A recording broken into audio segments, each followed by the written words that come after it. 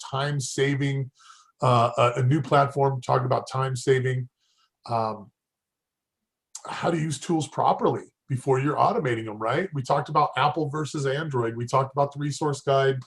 And then we finished today talking about Angelique and her growth, her business, and how amazing it was to see her live the other day.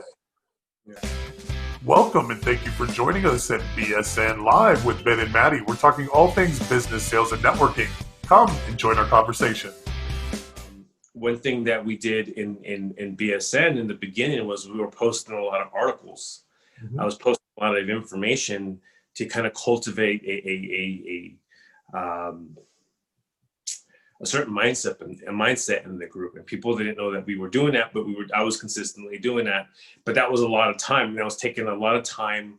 It was taking a lot of time out of my hands for finding this information, finding these articles, signing up for it, and then I was like, man. But Matt was able to solve that problem for me, and we're like, okay, like this is cool. Like we have this tool where I get all that information. Now it just cultivates it and it puts it in the group. And Matt, we're doing some testing right now, and this is like it saves so much time. I'm telling you. I mean, I know I'm jumping. I'm giving you guys a little bit of some nuggets here or some kind of little teasers. But Matt and I were able to solve that big time. I wouldn't say time waster, but a time consumer. What was that? Not wasting it, but it's still damn sure consuming time. Time consuming, right? Time consuming, right? So now I'm able to wake up in the morning, a couple times a week, and set some things up in the group, set some things up on my page, set some things up and give out some awesome value information that other people are presenting or sharing at the time. And then I can go out and put out my information, because I know that's how you cultivate a culture.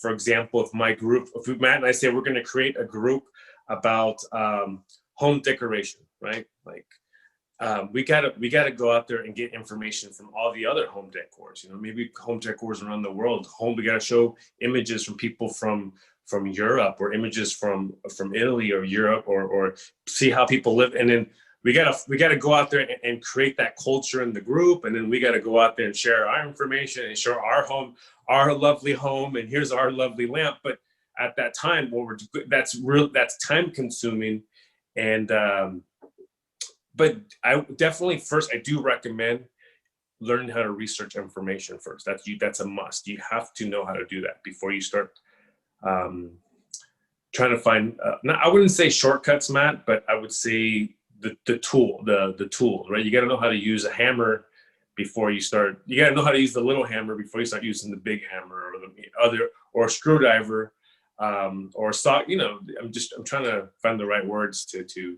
No, you're 100% right. I mean, you have so many tools that are available, and I can go draw on my own experience. I bought tons of tools, and they laid in a toolbox unused, and or I used a small portion of them, and I never really learned how to actually implement properly those tools, right? So you have to learn, hey, really small, learn how to do it, the function of it, why you're doing it, and I'm taking it a little bit beyond just a simple hammer, right? But no matter what you're doing, you need to have the end in mind, and knowing how to get to that road. So case in point, when you do a real estate transaction, bring on a new agent, you don't want him just to go through and just be done once they make the contract to be done. You want them to go all the way through, so they know every single process along the way. And so every speed bump that you may hit, and you can guide them, and they learn. So they learn and grow and get better, right? So that's what it is. And now you can put those things on autopilot. Okay, I know every roadblock that's going to go along the way. Now I can put those automations in place. And now it's a matter of managing the automations, right? Yeah, it's a good way to put it. We always go back to your iPhone device, right? When you first get your phone, you're not automatically know how to use all the apps. You don't know how to use all the GPS, right? There's other GPS apps out there. I mean, Let me know if you use anything besides iPhone Maps, right? Let me know if you use, because I know my wife uses Waze. She likes using Waze. I use Google. I use Google once in a while. I like Google because I like Google, and sometimes I do use the iPhone. So there's other things out there that are going to give you just a little bit better direction, I would say, in what your focus and what you're trying to get to a little bit faster. I mean, I do like the iPhone. I like, was it the Google? Was it the iMaps or whatever? Apple or whatever, the iPhone GPS. It works okay. But I do like the Google. I do, for some reason, the Google for me, it just works. I just like the way it communicates with me, you know? And that's what it is. It's preference. You know what I mean? You're used to that flow of that. Google definitely has a different feel than Apple, right? So Yeah. you're used to those things, and as they're interacting with the other apps that are Google, it's very seamless. If you're in the Apple realm and Apple flows really well with you and you're used to that, then all the other apps flow real well with that. Yeah. Oh, someone's trying to print something in my house without even. Oh man, my printer is just not cooperating really well. Images have like a little double line, so they're all blurry. Donald just wrote, "Hey, good morning, everybody. Thank you so much for watching." Chris, absolutely masterclass. Let's talk about that, because I would love to have that conversation and get that going. Donald, good morning. How you doing, buddy? Team Android, he writes out. So we know we're Android. We're going back to that. We're going back to that. People, this is the battle. This is the battle that's been happening. There it is. And here's the thing. If you want to have if you want to get in arguments, people always say, don't talk about religion, right? Don't go Apple versus Android. Don't talk about politics. But the minute we can clip this episode when I put it on the BSN YouTube channel, Apple versus Android. Yeah, we've done, and every time we say, you not use Apple, but there's the Android users, and they will come after you. Oh, here's another one in the comments. Willow, good morning. How you doing? Thank you so much. She's Team Android as well. Team Android. Oh. We're outnumbered. We got Chris. Okay, I want to know if you're Team Android or your iPhone. Drop your comment, hashtag it below. When you watch this on the replay, please go ahead and join along. I want to know what side of the fence you're on. Let us know if you're Team Android. I'm a team. I'm going to tell you guys, it's going to be very hard for me to convert to an Android.